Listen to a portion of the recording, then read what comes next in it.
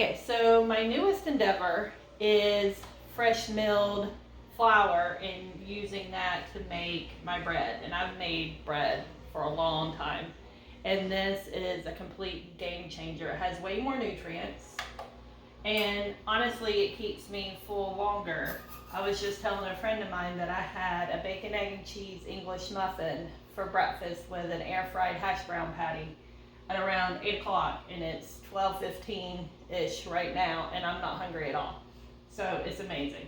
So I'm gonna make sub rolls for French dip sandwiches, and I have the roast going in my sous vide that I will use, or that I'll sear later and then slice with my meat slicer for dinner tonight and probably lunch tomorrow and who knows what else. But anyway, so I weigh my ingredients because this doesn't equate for cup. So if, in other words, if I meal a cup of berries, it is not going to give me a cup of flour. It actually gives me like a cup and a third from what I understand. I don't know. So I've been milling, but the nice thing about cooking with weight is, hold on. Sorry, my crazy dog just saw somebody and decided to go out. But the nice thing about milling with weight is if I weigh out what I'm going to do 900 grams of hard white wheat berries today, when I mill it, I'm going to end up with 900 grams of flour. So that is a really awesome thing. I'm going to go ahead and take the lid off of my grinder or miller or whatever you want to call it, and I'm going to measure out 900 grams, which is a lot. But I'm doubling this recipe. That way I can freeze some sub rolls so I'm not having to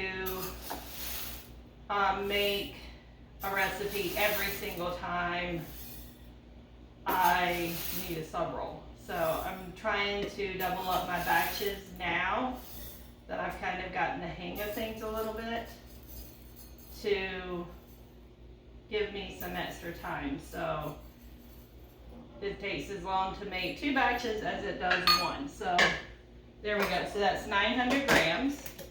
And the mill that I have is a Nutri-Mill Harvest, and they come in different colors. I, of course, got red. You turn it on, and it's really loud. And then I'm going to add the berries, and then I'll show you what it looks like and the flour coming out.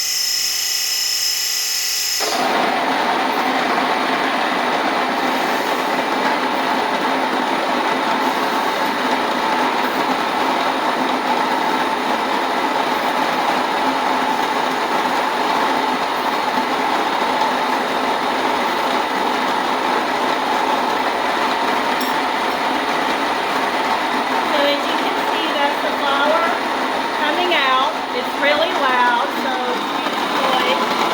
And the berries go in here. You have to turn it on. Mine, you have to turn on before you put the berries in so they don't get stuck in the stove. And I just keep turning my bowl while it is milling the flour, so it doesn't overflow. So I'm going to finish this and then we'll be back. Okay, so the flour is all milled and it really only takes a couple of minutes, even for 900 grams of flour. So now I'm going to measure out my water, and I need 700 grams of water.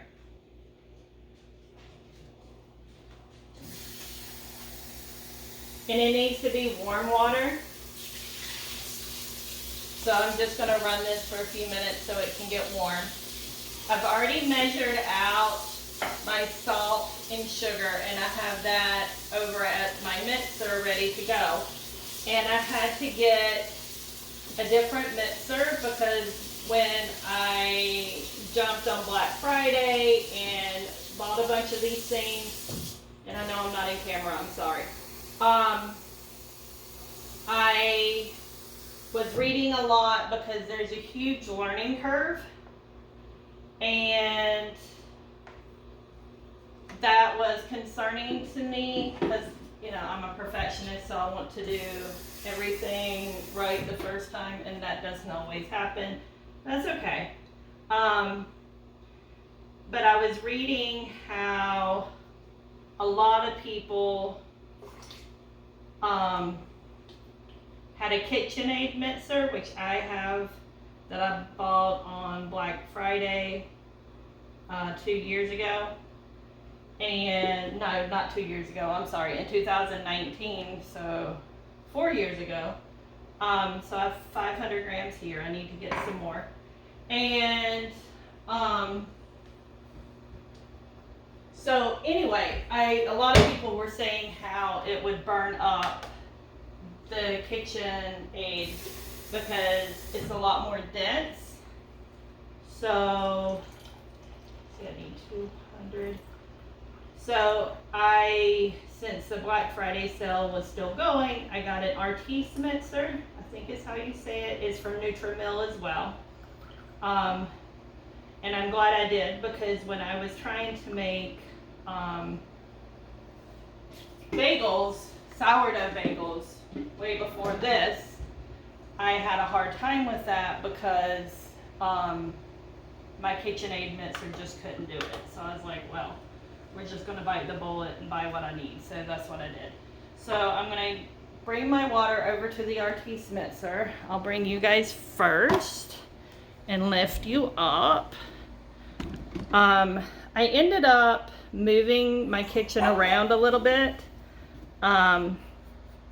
because I had a Keurig here, and back where my mill is, I had an espresso machine. And I was like, Steve, I need to figure out something to where I can keep this out all the time, because I was moving it up and down the stairs and it was staying on my island a lot, and I didn't like that. So we ended up, if you can see, if I lower you down some, I got a table for my dining room that I have set up, that the Keurig and espresso machine. So we kind of have coffee bar setup going on, and I got some lights to go at the top, which you can see here, if I can figure out my finger movement.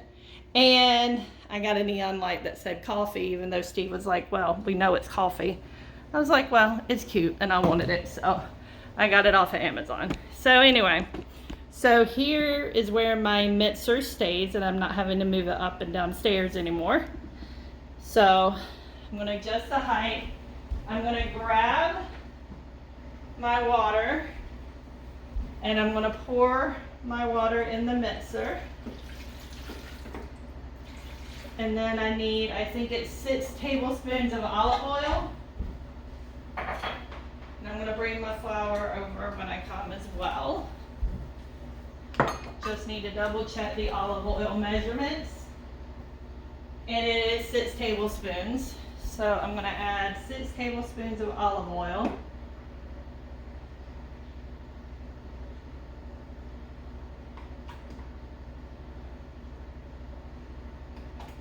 And I got this, if I can count and talk at the same time, recipe is Grains in Small Places. So if you are interested in fresh milled flour and learning how to do all that, she is a great resource for that. And also, Bread Beckers, I think is the name of it. This is my sugar and my salt.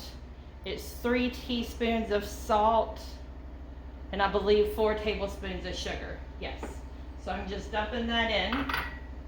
Then I'm going to mix that together a little bit. But anyway, Bread Beckers is a really good resource too to look up. She has many YouTube videos, one of which is like 3 hours long. I watched it in increments, talking about the nutritional value of making your own bread. They call the flour that, or making your own flour or milling your own flour. They call the flour that we buy in the grocery stores dead flour because it takes out all the wheat, or not wheat, the germ and bran. So there's no nutritional value at all. If you look up, and I'll try to attach it if I can attach a photo in the comments, the side-by-side comparison of the nutritional information for freshly ground wheat compared to what do you call it, what you buy in the store, it is unbelievable. So I'm not going to add yeast to this yet. I will here in a little bit. All I'm doing now is incorporating the water with the wheat. So once I do that and it's incorporated pretty well, which it is now, I'm going to turn it off. Oh, sorry, I'll try not to yell as much now. And I'm going to let that sit. You can go anywhere. I think it's 15 minutes to 3 hours. I don't do either of those. I normally let it sit about 30 minutes. And what this does is it hydrates the flour that you just milled, because it takes a while for it to get hydrated. It's a completely different ball game. I'm going to turn this on for just a second because I brushed down some of the wheat that was on top. But anyway, it's a completely different ball game than using store-bought flour. So again, it's more fiber rich, it's more protein rich, and I was kind of concerned about it because I didn't know if I would like it, because I really don't like the whole wheat that you buy in the grocery store. It is nowhere nothing like that. It is so good. And even my boys that have Asperger's, and I really think my youngest does too, so they're super, super picky about food, they love it. And I made cinnamon rolls with fresh milled flour for Christmas. I used, again, Grains in Small Places recipe, so shout out to her. Go to her channel, like and subscribe. Don't forget to like and subscribe mine. But best cinnamon rolls I've ever had, hands down. So just a new thing I've started. I love it. It's not something I'm going to give up. It's something that I'm going to keep doing. I highly recommend it. It really does. If you make bread, it's not that much more time intensive. Again, a few minutes to mill the flour, not that long. You have to have like an extra 30 minutes. You could probably do 15. I do 30 to 45 is my sweet spot of letting this sit before I add the yeast and finish kneading it. You have to knead it for a little bit longer than you do store-bought flour. But again, game changer.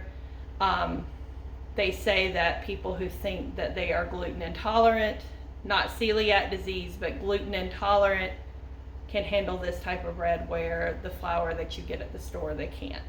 So I'm not saying that's the case, yay or nay. We don't have that issue in my house, fortunately. But just throwing that out there. But Sue Becker's YouTube video, I can't remember the name of it.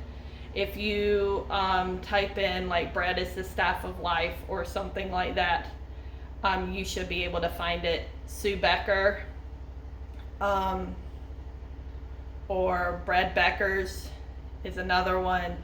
It's very Christian forward, so if that offends you, then this is not the video for you. I really enjoyed it. I enjoyed how she incorporated scripture into it and her belief in God, in Jesus, and it was very interesting to me. So it's a different perspective. Again, I listened to it on my way to work and home a few days, and then I was done. So just whenever you have free time, you can just put the earbuds in or whatever works for you, but that's what I did. So we will be back after this sits. It's called Autolyse, Autolyse, I think is how you pronounce it. That's where you let it sit and the bran and germ and the flour absorb the moisture. So we will be back. Okay, so it's been sitting for at least 30 minutes. So now I'm gonna have to add 4.5 tablespoons of yeast. You get to hear my dog. She acts like I don't feed her. I just fed her. And she's wanting more food. So once I get this rising, I'm gonna run to the store. I gotta get more blueberries because I'm out, if you can imagine that. And a few more things for this weekend, which is perfect, so it can rise while I'm there. And then when I come back, it should be almost ready for me to shape into rolls. So I'm just going to turn this on, and now it's going to knead for probably 10 to 20 minutes. So you can see I have the lid on now, but I can take it, move. It has like a little window thing, so it's kneading. And then when it's almost done, you have to check for like a window pane test. So I'll show you what that looks like when it's done. But I'm not going to sit here and have you listen to this machine for like 10 to 20 minutes. Okay, I'm going to show you. So if you see, I can pull it, but it starts to break apart. It's not ready yet, so it still needs to knead a little bit more. So I'm going to turn it back on. I have it kneading on a speed of 2. So here we go. And then I'm going to go wash my hands. Okay, so this is good enough for me. I don't know. I've not really watched videos about the window pane test. I guess I probably should. But the way that I understand it, if you can stretch it thin and it doesn't break, my arm's in the way. But you see how I can stretch it and it's getting super thin, and then it starts to break, then that is what you're looking for when you are kneading your flour. So it means that gluten, or from what I understand, I'm not an expert by any stretch, that gluten has formed.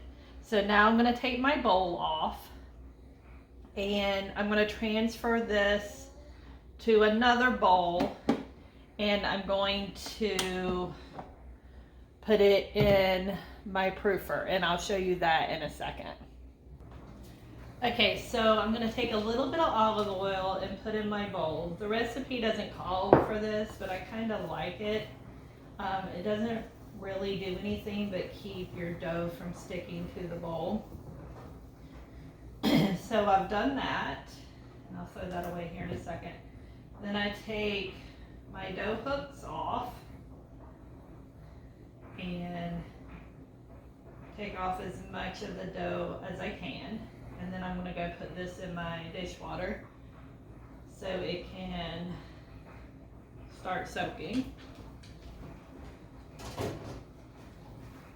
And then I'm going to scoop this out of my bowl. And I always take my rings off for this. I know a lot of women, they leave their rings on, and that's fine.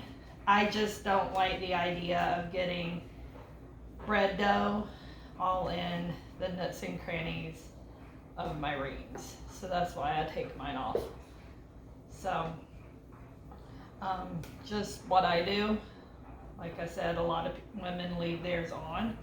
So then I just kind of go around the sides of my bowl until I get most of my dough out of here. Some of it will stick, and that's okay. It doesn't have to be perfect. And then I have some like tea towels, and I wet them, and then I'm going to put them on top. I'm going to rinse my hands real quick. I don't like to get this dough on my tea towels. It's a little bit OCD for me. So again, I take my towel, it's been dampened, and I'm just going to put it on top. And then I'm going to put it in my proofer. So I will show you what I'm talking about. These are kind of pricey too, but like I said, I get a lot of my stuff secondhand. Now my mill and my mixer I didn't, but I had found a really good Black Friday deal. So this is a Broad & Taylor folding proofer. So I got this last year sometime when I started doing sourdough, and my house, we don't keep super hot in the winter for obvious reasons, even though we got a split system this year. So this just helps it proof in the amount of time that it should instead of taking longer. So here's my sous vide that has my roast in it, and I'm gonna be making French dip sandwiches. I forget the name of the roast. Round, bottom round or top round, one of those two roasts.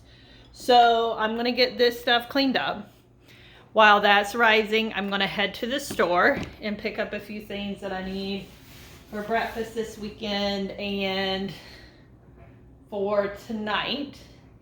And then by the time I'm back, the bread, if it's not done, it should be ready to shape and form. So we will see.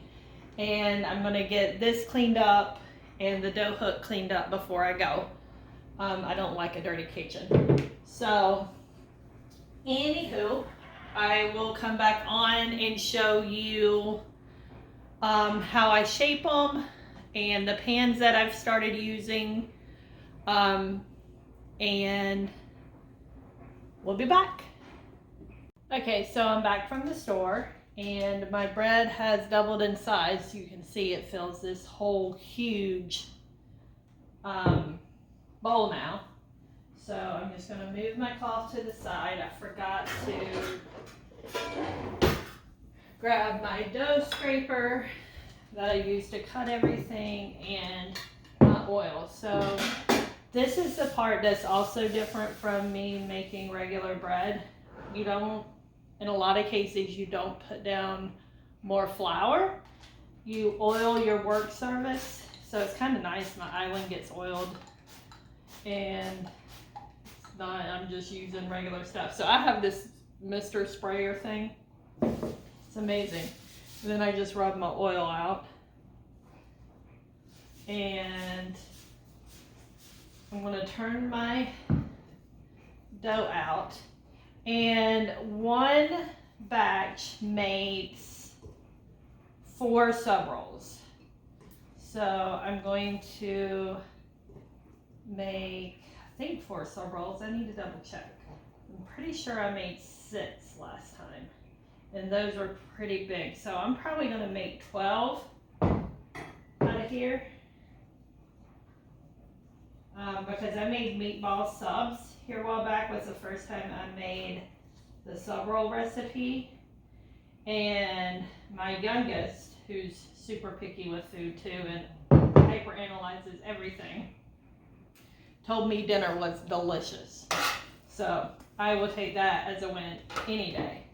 So I'm going to make 12. So I'm going to divide these into 4s. Or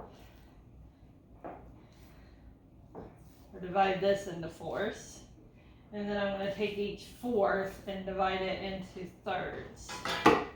So I shaped mine a little bit different than she does. It worked last time, so I'm going to go with it again this time. I just try to make a peace sign to divide it into 3rds. So I just make a circle, and then I cut out a peace sign. So 1 down the middle, and then 2 at kind of like an angle.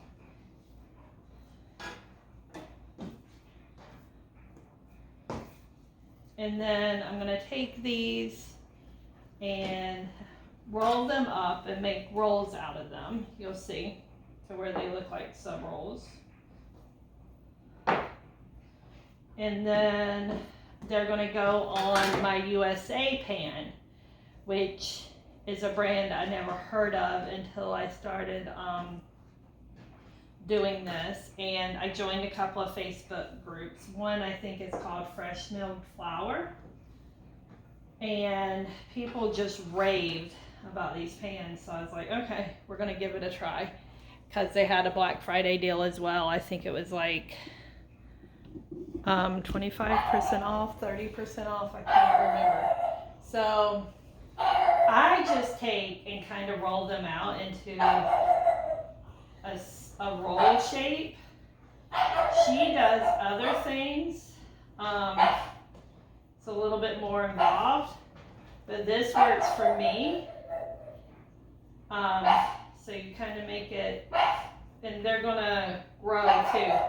So I may need another pan.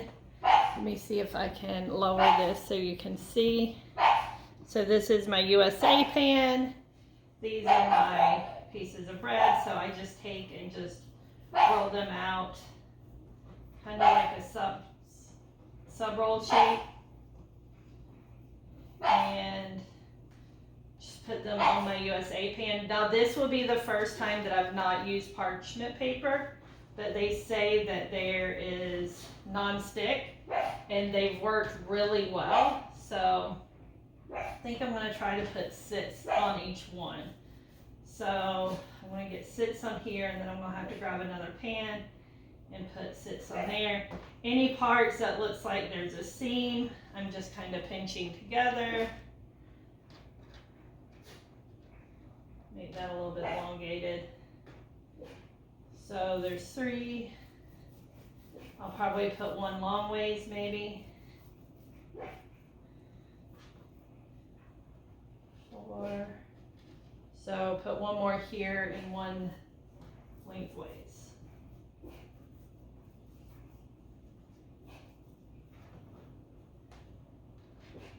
And here in a second, I don't have like I have a keep warm setting on my oven, which is like 170 degrees, because this is not going to fit in my proofer now.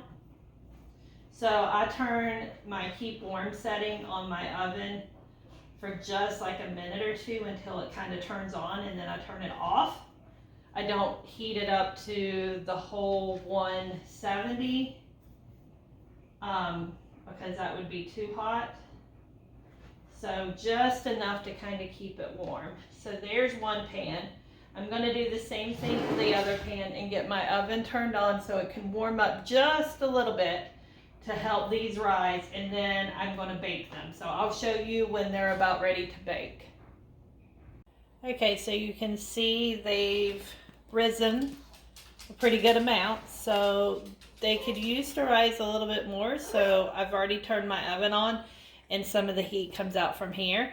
So as the oven is preheating to 400 degrees Fahrenheit, they will rise a little bit more, and they will end up being a good size for sub rolls. So again, the recipe called for 4, which would be really, really big. And maybe I did make 4 last time, I can't remember, but for some reason I'm thinking 6, which this will be plenty big for us to have steak and cheese subs, so, or French dip subs, whatever you want to call them. So anywho, just waiting on the oven to warm up. I'll show you what they look like when they come out.